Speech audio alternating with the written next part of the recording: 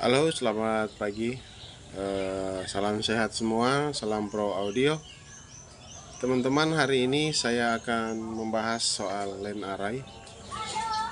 Tapi kita tidak akan membahas soal terlalu yang lebih mendetail tentang masalah pengukuran. Tetapi ada banyak pertanyaan, kenapa LAN array ini begini, kenapa LAN array merek itu begitu, kenapa LAN array merek ini ya sesuai budget lah menurut saya. Teman-teman, tetapi tidak bisa dipungkiri bahwa LAN array yang ada dengan berbagai merek, yang dari China mungkin, yang dari apa yang kalau dari China pun itu kayaknya agak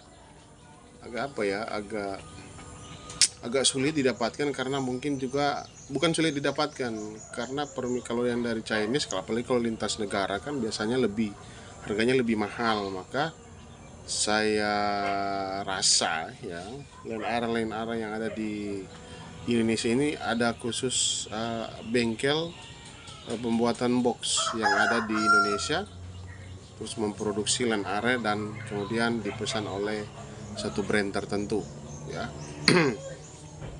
Tetapi begini teman-teman, ya mudah-mudahan apa yang saya takutkan ini tidak terjadi ya teman-teman. Maksud saya adalah seharusnya kan sebuah produksi sound system itu harus melewati ruangan yang namanya anechoic chamber ya, anechoic chamber. Saya takutnya produksi LAN array yang ada di Indonesia ini yang sudah bermerek khususnya itu tidak melewati yang namanya anechoic chamber ya, anechoic chamber. Satu kayak begitu, karena ada beberapa LAN array yang saya temukan teman-teman itu kok responnya aneh ya, responnya aneh, terus kayak nggak kompatibel sama drivernya. Jadi apakah itu LAN array dibuat secara masif atau gimana ya? Terus diisilah komponen-komponen yang penting diisi. Karena apa? Setelah dicek respon frekuensinya itu aneh, banyak yang curang, terjun bebas, habis terjun dia naik lagi. Wah, itu menurut saya sih aneh.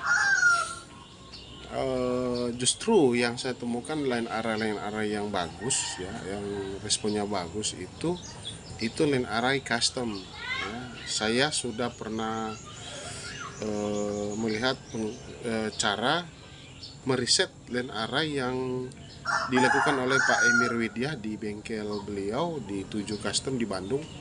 Saya melihat sendiri bahwa LAN array itu benar-benar di riset ya, benar-benar di riset sesuai dengan kebutuhan. Artinya sesuai dengan kebutuhan di sini maksudnya adalah sesuai dengan speakernya. Jadi tidak asal kita taruh komponen di sebuah box speaker. Jadi seperti itu. Maka saya melihat ada beberapa merek yang tidak bisa bertahan lama. Itu baru dibeli sebulan itu sudah jebol. Padahal iklannya wah begini ya. Saya nggak tahu sih. Tapi ini menjawab, mungkin saya tidak mengatakan kekecewaan, tetapi apa ya, seperti gumam gitu aja, karena ya sudah dibeli barangnya, jadi kalau mau dikembalikan pun ya nggak mungkin lah. Jadi itu ya teman-teman, mungkin produksinya ya, produksi box LAN array misalnya 2 kali 10 inch ya, atau 2 kali 10 inch, kemudian twitternya di tengah, itu diproduksi misalnya 100 box. Nah 100 box itu tidak diisi oleh satu macam komponen, tapi diisi dengan mungkin 3 atau 4 macam model 10 inch dari merek tertentu, tak diisi tanpa ada yang namanya riset. Kenapa tanpa adanya namanya riset? Karena kalau itu pabrikan, kalau itu dibuat dalam tanda kutip benar, maka responnya tidak akan mohon maaf ya, tidak akan sejelek yang saya lihat. Kenapa saya bilang jelek? Karena itu banyak curamnya, habis curam dia naik terus, jadi banyak bolong-bolongnya ya. Bahkan saya pernah melihat itu ada satu merek tertentu ya, ada satu merek ya, yang dia itu 12 itu double itu 4 itu setelah disusun itu wah kacau sekali hasil frekuensinya. Maksudnya adalah di sini ada frekuensi. Kenapa saya bilang kacau? Karena ada frekuensi-frekuensi yang seharusnya ada tetapi tidak menonjol atau di bawah dari 0 dB. Jadi akhirnya hilang. Dan akhirnya yang harus kita lakukan adalah apa? Meng-EQ kemudian memboosting. Yang otomatis ketika kita meng-EQ terus kita memboosting, maka ya mau tidak mau kita harus hati-hati ketika kita menaikkan gain, karena sesuatu yang tidak ada terus kita paksakan ada, maka kemungkinannya bisa fatal, yang bisa berakibat ya hangus ya, ataupun terbakar. Jadi itu susahnya. Jadi ya gimana ya. Terus kalau menurut saya ya, ada line array yang harganya 6 jutaan, ada yang 7 jutaan, ada bahkan sampai belasan juta. Tetapi teman-teman, menurut saya itu, kata mereka sih murah. Iya, murah buat kalian, tetapi kalau buat kita itu mahal. 2 kali 10 inch, terus high-nya di tengah, terus harganya sudah menyentuh angka 8-9 juta. Setelah diukur responnya itu jelek. Ya, saya terang-terangan saja bilang jelek. Kenapa? Banyak orang yang bertanya kepada saya kalau ya hasilnya seperti itu. Akhirnya kita harus memboosting.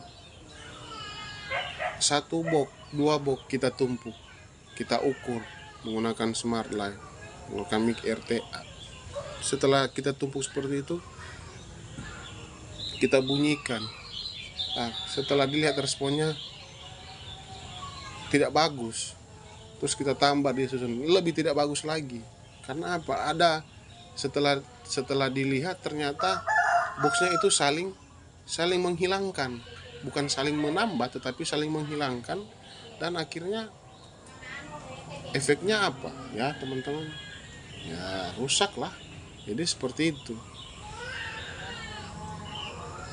Jadi ya teman-teman, saya sarankan kalau ingin membeli line array yang udah jadi, saya sarankan untuk dilakukan pengukuran dulu terlebih dahulu untuk mengetahui respon line array ini benar apa tidak.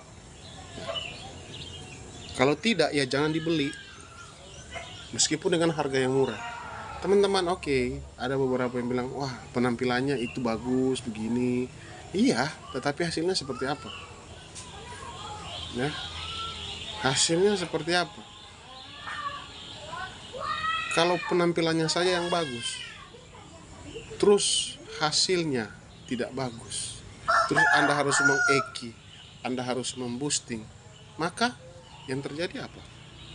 Ya udah, kecewa di belakangnya. Wah sudah bagus ini, penampilannya bagus, tetapi hasilnya seperti ini. Belum sampai sebulan, belum sampai 2 bulan saya pakai line array-nya ini, padahal ada 8 kiri 8 kanan, tapi kenapa bisa jebol ya? Kenapa? Kita meng-EQ, kita memboosting pada frekuensi tertentu yang harusnya ada tetapi tidak ada.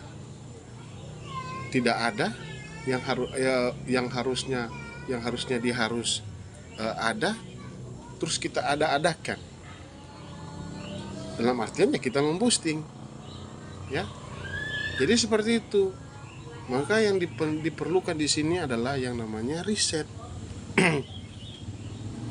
Riset box. Ya.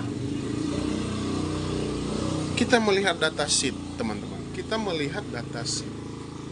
Terus kita bikin box tidak sesuai dengan data sheet. Ya diulang lagi, diulang sampai dapat.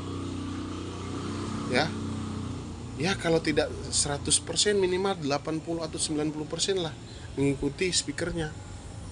Jadi itulah mengapa saya selalu menekankan bahwa beli dulu speakernya, terus lihat responnya, baru kita bikin boxnya. Seperti itu, kita riset.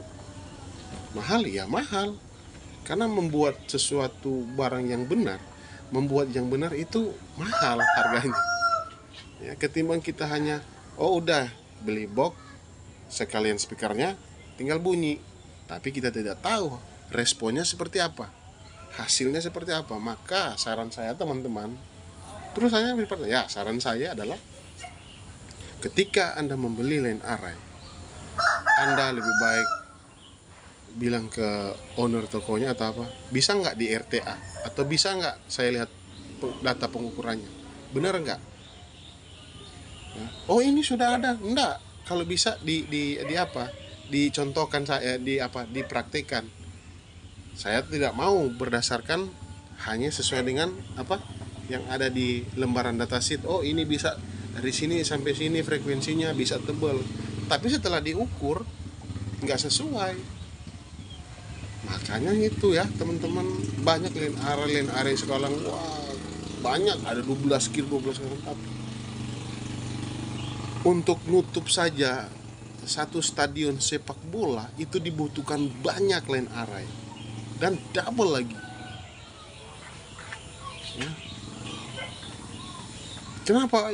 Karena ini untuk mengcover semua agar supaya dapat. Wah,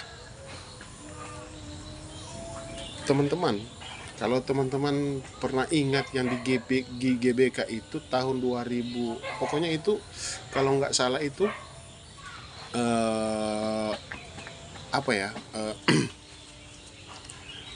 itu di lapangan GBK ya, saya tahu itu karena itu kalau nggak salah itu kampanyenya presidennya Pak Prabowo yang pertama-tama itu melawan Pak Jokowi.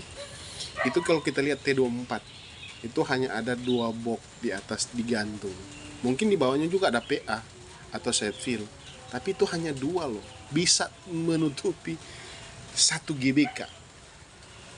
Apakah harus dengan banyak bisa menutupi GBK? Pertanyaan, iya wajar, karena itu speaker mahal. Iya, yang mahalnya sebenarnya itu di risetnya. Nah teman-teman, speaker yang murah saja kita bisa maksimalkan dengan bagus, asalkan boxnya itu sesuai dengan peruntukan speakernya. Bisa kencang dia apa enggak, atau bisa dia mau nerima respon bawahnya apa enggak, bawahnya sekitar 70 atau 80 ya.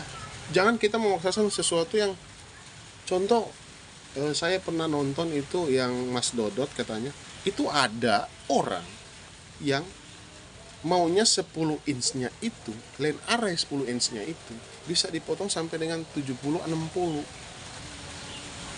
Yang kemudian kejadian apa? Ya hangus. Karena apa? Ternyata itu speakernya itu bisa sampai 60 Hz. Bisa sampai dengan 60, 70, 80 Hz dan seterusnya. Tapi kenapa bisa hangus? Karena apa? Sudah pasti karena boxnya yang tidak benar.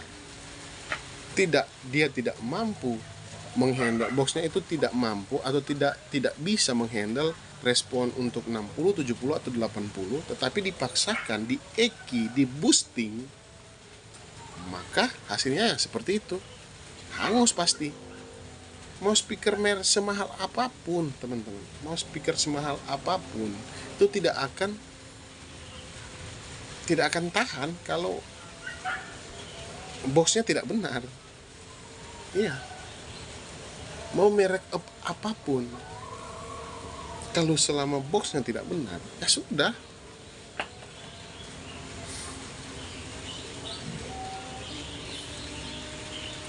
Saya heran itu kebanyakan orang mengatakan, oh merek ini begini begini begini. Iya, udah diukur aja, selesai. Minta ke pemilik toko ukur, terus dijelasin kenapa begini begini begini. Saya mau kasih tahu teman-teman, kalau responnya itu terlalu banyak jatuhnya, terus pas dia jatuh dia naik lagi, terus ada yang ya itu jelek teman-teman. Minimal hampir flat lah ya, minimal hampir flat, jangan jatuh naik lagi jatuh lagi. Jadi seperti itu. Minimal coba lihat data sheet speakernya, data sheet itu biasanya kalau speaker yang baru kita beli itu biasanya ada datanya atau kertasnya tentang penjelasan frekuensi. Lihat saja itu. Kalau ketika kita mengukur, ketika ada yang mengukur itu, terus kita lihat, oh responnya itu agak bagus, tidak ada yang jatuh terlalu jauh dan lain sebagainya. Itu teman-teman. Ini masa speaker belum sebulan dan array terus dipakai itu 8 kiri 8 kanan terus bisa jebol, kan aneh.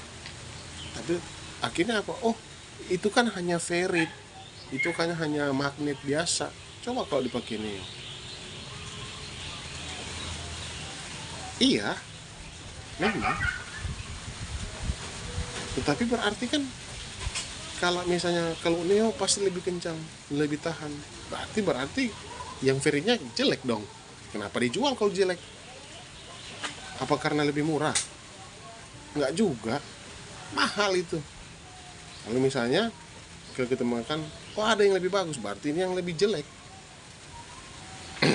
Kenapa Kenapa harus kita beli yang jelek? Apakah itu hanya strategi pasar atau strategi menjual atau ya strategi marketing untuk menaikkan yang inilah ini. Kalau yang ini ya kalau untuk di rumahan bisa wah gila 7, 8, 9 sampai belasan juta kok cuma dipakai di rumahan. Ada yang lebih bagus tapi harganya lebih mahal. Strategi marketing dong namanya. Berarti jelek dong produknya yang lain arah yang harganya di bawah. Itu ya teman-teman. Jadi semuanya itu kembali ke reset box juga ya, ke reset box, terus siapa yang membuat boxnya. Jadi kalau kita sudah bisa dapatkan respon yang bagus di box itu, maka saya bisa jamin bahwa transducer Anda atau speaker Anda itu akan awet. Nah, akan awet di tangan yang benar. Akan awet di tangan yang benar. Jadi seperti itu teman-teman. Jadi kita tidak serta-merta membeli satu barang itu misalnya satu box 7 jutaan loh, misalnya 7,5 juta yang murah, katanya murah. Iya, untuk sebulan array itu memang murah, tetapi hasilnya gimana? Murah tapi murahan.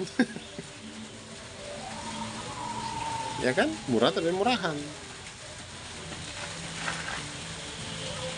Ya untuk bengkel-bengkel box lah ya, yang memasukkan merek pada bengkel boxnya, tolong dong diperhatikan. Ya mohon maaf, ini saya bukannya apa-apa, tetapi ya seperti itu hasilnya. Ada merek-merek tertentu, ada yang bilang sebutin nama, oh janganlah. Saya nggak mau cari masalah dengan merek-merek yang lain, tetapi tipsnya ya seperti itu dari saya. Teman-teman kalau mau membeli Line Array, tolong didemokan, tolong cek satu persatu boxnya, tolong diukur dengan menggunakan mic RTA, terus diperlihatkan range frekuensinya benar sesuai dengan datasheet atau tidak. Nah, jadi seperti itu, teman-teman. Oke, sampai di sini dulu video saya. Saya saya sih agak kesel sedikit karena ya ada beberapa orang yang terserang beradu argumen soal Line Array ini, ya. Karena ilmu mereka kan ilmu beli ilmu beli, maksudnya udah beli aja, dites selesai. Dia mau putus, dia mau bertahan, ya selesai, ilmu beli. Ada juga yang pakai ilmu kecap, jadi seperti itu, udah beli aja ini. Nah, oke, teman-teman, sampai di sini dulu video saya. Terima kasih atas supportnya. Jadi kedepannya mungkin saya akan lebih kritis lagi soal brand-brand yang masuk, yang kalau ada waktu saya akan saya akan coba kuliti secara diam-diam, ya, tanpa menyebutkan merek apapun. Oke, terima kasih teman-teman. Salam audio profesional Indonesia. Saya jadi ngikutin Pak Emir ini. Oke, terima kasih. Tolong di subscribe, di komen, bahkan di share jika ada yang tertarik dengan konten-konten saya. Terima kasih. Saya akan kembali lagi dengan konten mengenai audio sound system yang ada di Indonesia yang pernah saya tangani atau kemungkinan kasus-kasus yang saya temui di lapangan. Oke, terima kasih. Sampai jumpa.